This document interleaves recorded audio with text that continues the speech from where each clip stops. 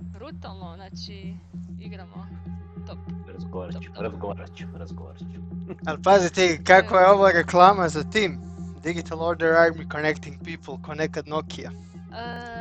Da, by the way, o tome smo isto danas pričali. Sviđa mi se. Ali nemoj da ti se glasno sviđa jer ne vidim baš puno rezultata o tome. Ali Vlada razvalio, ima preko 150. Dovoljno je glasno. Šta je razvalio? Aha. Vlada ima preko 150, 160. I to bez ikakve reklame. Bez ma ništa, ja sve što radim od nule.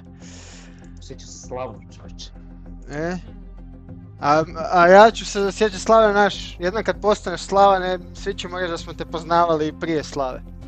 I onda ćemo dole u komentarima pisat kao, da vidi ga kako se uobrazio od kad je postao Slavan. Kao, ja ga znam prije, bio je normalan, vozio je Toyota Yaris, gledaj sad đubre bezobrazno.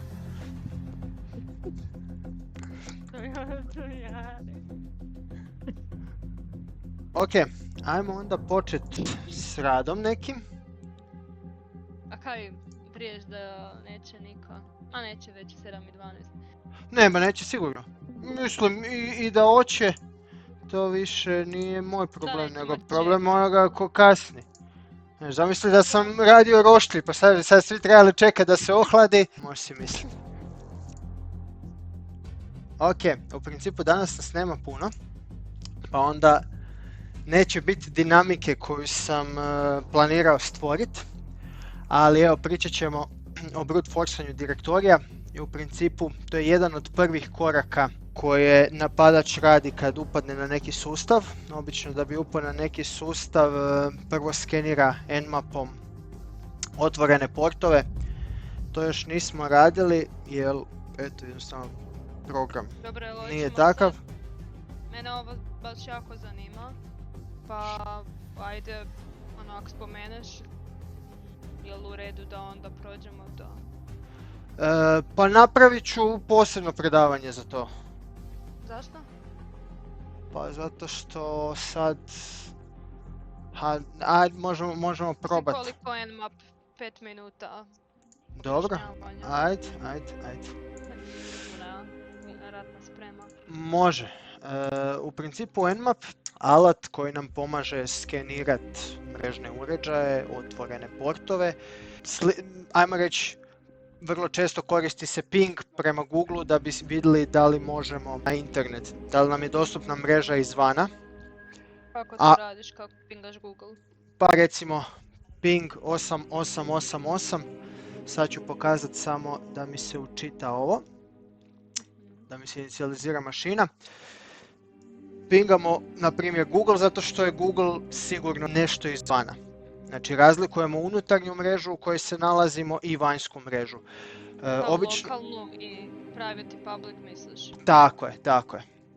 Znači naša unutarnja, odnosno interna mreža može biti mreža naše korporacije ili doma do našeg rutera, svi uređaji, ne znam, mama, tata koja je spojena na internet, brat, seka. Tako je. Google je nešto što je vani, što je javno dostupno i onda testiramo da li imamo pristup vanjskoj mreži. Znači evo ovako. Ovako znam da s ove virtualke mogu van, jer dobijam ping nazad. Znači... Samo bilježim. Ok. Znači ako recimo probam pingat nešto do čeg ne mogu doći. Šta ima nešto u lokalnoj mreži? 192.168.1.95. A kaj si sad dobio s tim pingom?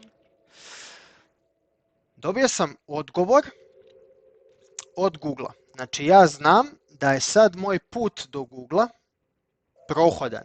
Znači, daću ti još jedan primjer, samo malo. Ne, mislim, po čemu?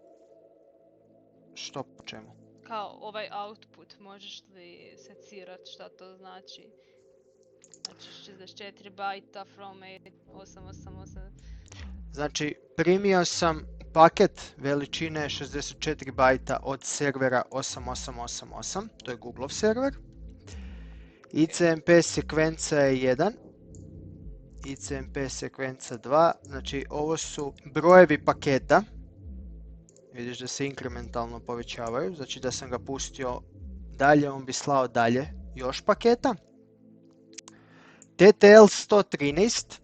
TTL je zaštitni mehanizam da se ne bi dogodilo da se mreža zaguši. Znači, paket ako ne istekne, ako ga na neki način ne dropamo, ne ubijemo, ne uništimo, on ostaje u mreži i ostaje kružit. Zato što je mreža živa materija. I svi mrežni uređaji konstantno moraju obrađivati taj paket. TTL tu služi, znači, evo ovako, ovdje sam pokazao jednu drugu naredbu.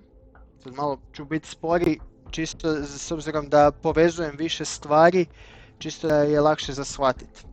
Traceroute pokazuje do kojih točaka na internetu moj paket dolazi prije nego što dođe do Google-a. Znači, nije da ja direktno dođem do Google-a, niti i kod nas, nego ovo su moje mrežne kartice koje imam i ovo su IP adrese na njima. I sad, kad idem prema Google-u, prvo moj paket dolazi do ovog servera. Nemam pojma šta je to. Ok. Mislim, može se istražiti. Onda dolazim do ovoga, onda Dobro. dolazim do ovoga i onda tek kao šesti korak, znači na putu do Google-a sa ovog računala moram proći 6 drugih rutera. Znači da se skida 6 TTL-ova odavde. Znači sad se vraćamo na TTL-ove. Svaki put kad paket prođe kroz jedan router, jedan taj checkpoint, on mu skida jedan TTL. I ako paket nikad ne dođe do svoje krajnje točke, mi onda, osim što znamo da nešto ne valja s mrežom, možemo pratiti dokle dođe i onda taj dio puta znamo da je dobar. Znamo da nema mrežnih problema na tom dijelu puta. Nego vidimo onda ili se zapetlja u mreži, pa stalno kruži između istih servera, ili ga neki router dropa. Možemo istražiti šta se točno dogodi da naš paket ne dođe do svoje destinacije tamo gdje želimo da dođe. Ovdje, ovo je drugi ping, vidim da ne dobijam odgovor nikakav. Pingat ću ponovo, čisto da vidiš kako to izgleda. Ping 192.168.75.195 na primjer. Tvoj IP. Neki bezvezni, ali vidiš da se ništa ne događa. Da. Znači, ovaj kompjuter pita svoj router, ok, kako da dođem do te IP adrese, i on ne zna i jednostavno odbaci paket. Paket umre negdje u mreži zbog tih TTL-ova. Znači, da sam trebao 114 routera proći do Google-a, nikad ne bi moj paket došao do Google-a. Međutim, onda bi znao da moram povećati defaultni broj TTL-ova. Na primjer, ima paketa koji imaju samo 50 TTL-ova. To sad sve ovisi. Ok. Mislim da po meni dovoljno. Ok, sad da se kratko vratim na Nmap. Dobio sam ovdje neku IP adresu 10.10.254.162. I ok, on mi je skenirao taj server i vidim da imam port 22 otvoren i port 111 otvoren na tom serveru. Sad, s obzirom da ja na ovom serveru znam username i password, ja ću to iskoristiti da se spojim na taj server. Da mi nije dano da ne znam, onda bi probao razbiti to. Evo ga. To je obično prvi korak u cijeloj priči. Nmapom skenirat neki server koji želimo razbiti da vidimo uopće koji servisi se na njemu nalaze. Zato što, recimo, ako postoji neki servis koji nije up to date, koji ima neku ranjivost, može se iskoristiti, tako je. Relativno jednostavno. Vidiš, kužim. Ok, kad skeniramo Nmapom, reci. Ti si koristio ping, a Nmap komanda nije ping. Nije ping, znači ping mi samo kaže da mogu doći do tog nekog servera. A Nmap mi je rekao na tom serveru, do kojeg mogu doći, koji su otvoreni portovi. Kako gleda sebi to? Nešto mrežno, a Nmap je nešto što gledaš na serveru, šta je ranjivo na serveru. koji su portovi otvoreni i šta možeš iskoristiti. Dobro, kako mogu ja sad svoj network skenirati? Network skeniraš sa ovim drugim alatima, tipa network scan, to je druga priča, a Nmap je više gledaš ranjivost tog određenog stroja. Recimo u ovom slučaju njegovog servera. Recimo, ono što još možeš napraviti... Pa sve device spojene na mrežu. Možeš napisati Python skriptu koja jednostavno ponavlja naredbu ping ili naredbu Nmap i onda vidiš na kojim IP adresama se nalaze živi uređaji. I onda možeš skenirati i vidjeti šta ti živi uređaji rade, čemu služe. Doma, kao vlasnik rutera, možeš se spojiti na ruter i vidjeti koji su uređaji spojeni na njemu. Ali ovdje pričamo iz perspektive nekog napadača, neki black box, di upadneš u neki sustav, ali ne znaš šta se događa oko tebe. Mogu ja preko rutera, ali to nije fora. Da. Drugi neki korak, kad otkrijemo servise, ne prelazimo odmah na njih, nego gledamo, recimo ako nam je target web stranica, drugi korak je pregledati. Web stranica nije ništa drugo nego jedan veliki folder u kojem se nalazi puno ili drugih foldera ili drugih fajlova. I oni imaju neku svoju strukturu. Kao sitemap recimo. Tako, evo recimo Gledamo, tu se vidi onda. docs.google. Ovo je jedan folder, ovo je folder u tom folderu i tako dalje i tako bliže. I sad tu u principu počinje ovaj tekst. U današnjem IT svijetu uobičajena je praksa koristiti gotove aplikacije, puno češće nego razvijati vlastite. Od default web servera kao što su Apache ili Nginx do korištenja frameworkova kao što su Django koji je temeljen na Pythonu i Express koji je izgrađen pomoću JavaScripta na Node.js-u. Međutim, mnoge komponente koje sadrže gotove aplikacije i paketi nisu po defaultu ispravno konfigurirani. Tako da opća paradigma glasi tko koristi defaultne postavke više je izložen riziku. A na sreću hakera ljudi imaju tendenciju koristiti defaultne postavke i usred velikog projekta ne puno se zamarati s tim, daj samo pusti da to radi pa ćemo poslije i onda se to poslije pretvori u nikad. Da, kao ne bu niš bilo i onda bude. Da. Među takvim postavkama su defaultni ili jednostavni credentiali ili određene web stranice koje su dostupne javno, a ne bi trebale biti. To su primjerice admin paneli, vrlo često na WordPress stranicama, provjere statusa servera ili debug stranice. Ove stranice sadrže vrijedne informacije iz kojih napadač može saznati više o serveru i njegovoj konfiguraciji, na primjer putanje do osjetljivih datoteka ili verziju servera. To je posebno opasno zato što community zna da određene verzije servera imaju određene ranjivosti. I zapravo napadači čak ne moraju biti ni jako puno vješti zato što te određene ranjivosti su već javno dostupne. I security stručnjaci analiziraju ih i analisti već pričaju o njima i dijele ih i postoji baza ranjivosti. Postoji ih više, ali evo, na primjer. To znamo. I sad recimo za Apache server, znači za Apache server ima more ranjivosti, određene verzije. Evo, ko koristi ovu verziju ima nekih problema koji se mogu iskoristiti. Najčešći način na koji napadači saznaju ovakve informacije je enumeriranje direktorija brute force metodom. Šta to znači? Enumeriranje, odnosno naši to prevode kao nabrajanje. Doslovno pokušavamo pristupiti svakoj stranici i onda na temelju povratnog odgovora znamo da li ta stranica postoji ili ne postoji. Kao da, na primjer, lupaš brojeve telefona u mobitel, onako iz glave, 098, tako je.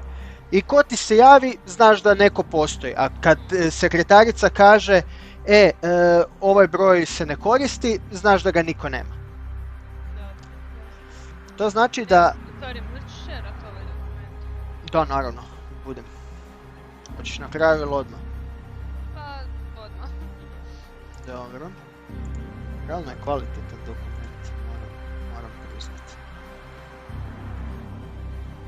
Hvala. Evo. Najčešći način na koji napadači saznaju ovakve informacije je enumeriranje direktorija brute force metodom. To znači da šalju puno requestova različitim stranicama na poslužitelju, odnosno serveru, i koriste response kodove kako bi provjerili postoji li određena stranica. Evo, na primjer, još jedan primjer, iako sam jedan već dao, da povežemo sa gradivom od prošli put. Napadač koristi listu stranica koje se zna da su obično javno dostupne na web stranicama. Na primjer, ako pošalje request nekoj stranici i doda putanju CSS, a stranica mu vrati response 200, napadač zna da CSS datoteka na tom serveru postoji. Response 200 znači da je server uspješno dohvatio stranicu. To sam pokazivao prošli put. One status kodove response 200, response 301, response 404. Da. E sad, ako napadač pokuša na primjer pristupiti stranici Blue Page i dobije response kod 404, znači da Blue Page stranica ne postoji na toj putanji, a svi ste vjerojatno vidjeli nekad status kod 404, znači da stranica nije pronađena, neki tip failure u pisanju ili slično. Ako napadač pokuša pristupiti stranici server status i dobije response kod 200, onda zna da stranica server status postoji. Taj postupak ispitivanja, da li nešto postoji ili ne postoji, zapravo se naziva enumeriranje. E sad, da ljudi ne bi ručno enumerirali, jer bi to naravno... Doslovno tako napisao, sad da ljudi... Pa da, poanta je da bude pristupačno, znači nije sad poanta da se ovo zakomplicira na 4 semestra, nego da se u što manje vremena da što više znanja korisnog i konkretnog i da to bude shvatljivo. Nije poanta otežati da bude još zbunjenije, nego da bude... mi je smiješno. Ba da. I pogledam u drugi monitor i vidim isto to sad. Pa da, to je ujedno i meni da mi je lakše voditi. Znači, sad... Nema frke. Sad, da ljudi ne bi ručno enumerirali, jer bi predugo trajalo, postoje mnogi alati i skripte, a mi ćemo ovdje koristiti Dir Search. Da bi ga koristili, moramo imati instaliran Python na računalu na kojem ga želimo koristiti. Dir Search koristi liste kako bi pretraživao najčešće fajlove i foldere na serverima. Liste nisu ništa drugo nego zapravo tekstualne datoteke koje sadrže neki tekst, a taj neki tekst je povezan sa ključnim riječima koje su povezane sa serverima i strukturom datoteka na njima. Znači, lista sadrži najčešće fajlove koji se nalaze na serverima. Znači, Apache server, Nginx server, kad se instaliraju, oni imaju po defaultu nekakve fajlove na sebi, onda te liste sadrže popis tih fajlova i drugih fajlova koji su primijećeni na nekim drugim serverima. Postoji mnogo lista, jako ih je puno, i svako može napraviti svoju. A mi ćemo u ovom primjeru koristiti directory list 2.3 medium, koja, evo, stavio sam ovdje link na nju, a ima je i u onim attack box mašinama. Ovo je pregled dijela datoteke, znači početak, ali nemojte se zavarati, datoteka je ogromna, ima preko 200.000 riječi. Ovo je primjer pokretanja alata.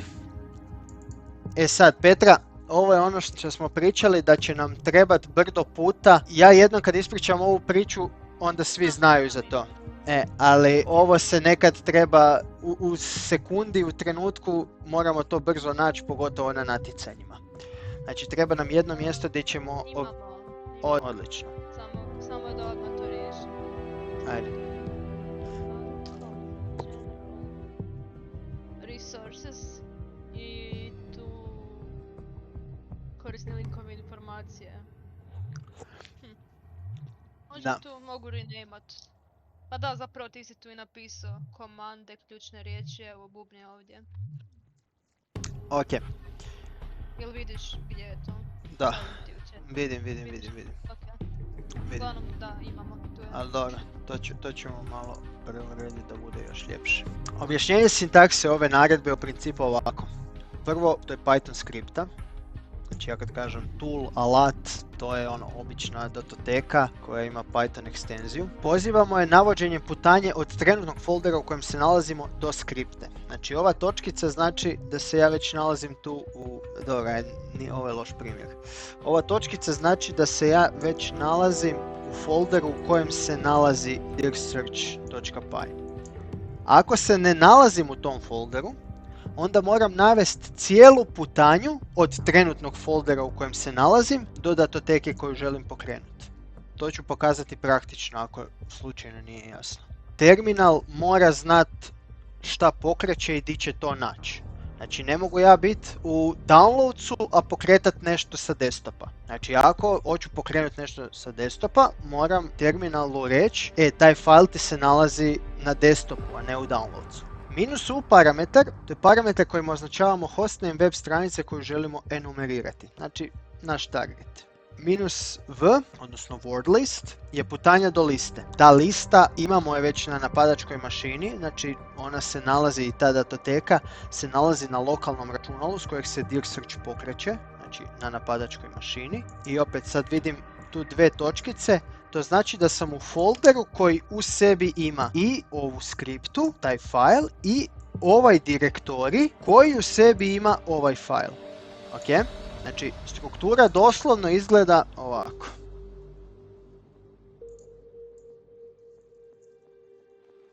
Znači, ja se nalazim u ovom direktoriju.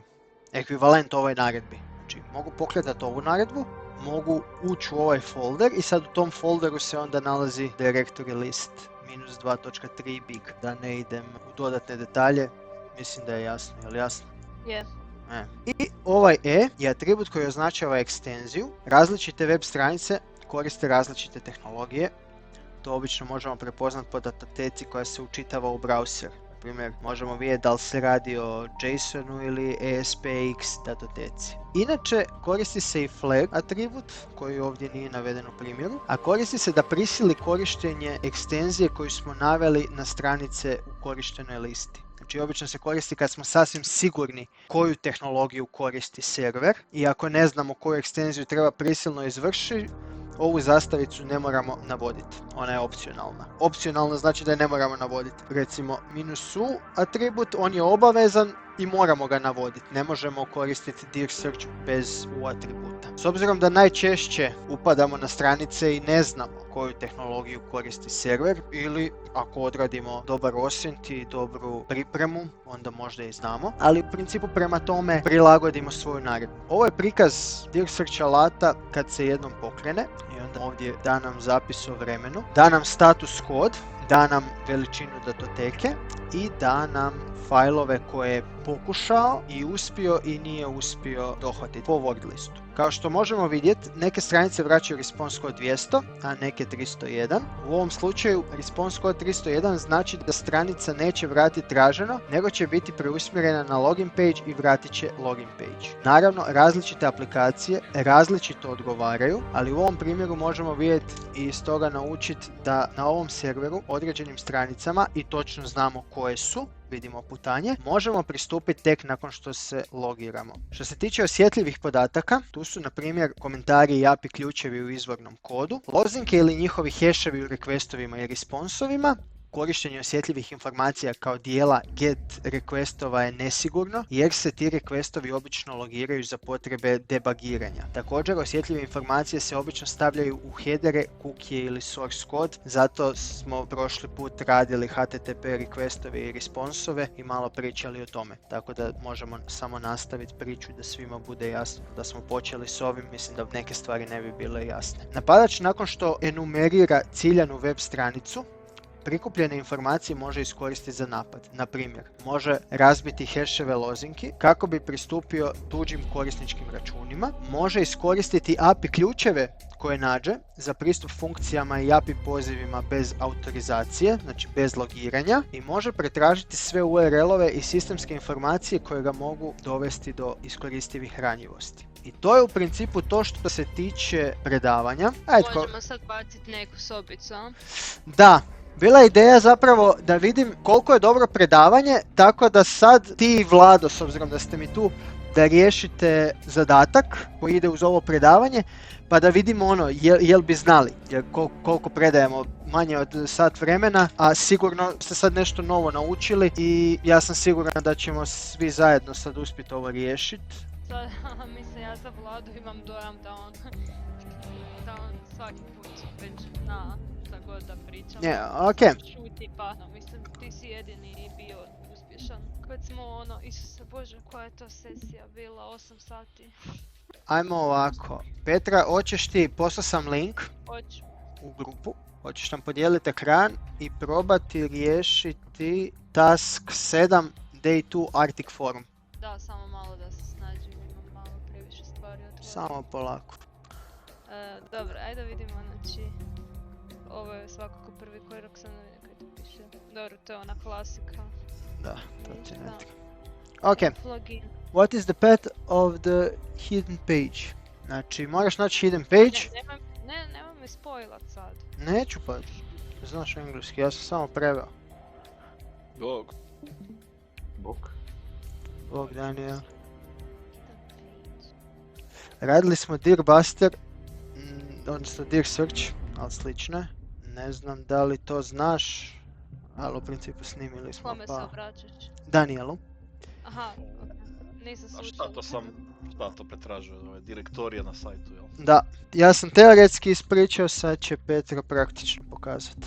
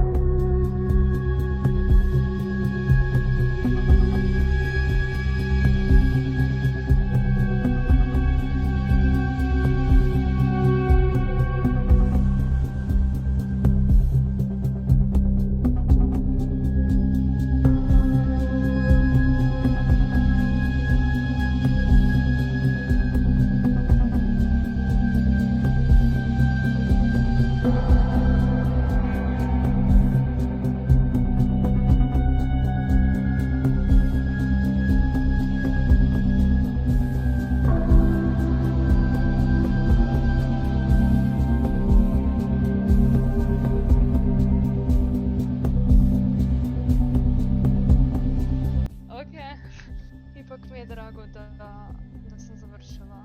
Ja sam znao da ćeš ti završiti. Ovo je bila ko u filmu detoniranje bombe, znaš ono. Kao krene se sat vremena, kao ima vremena. Znaš ono, zadnjih 10 minuta, a nisi još se realno ni pomakla. I on kao, šta sad? Kad krenem. Ej, onda kad krene nekad kraja. Dobro, to je to što se tiče službenog dijela.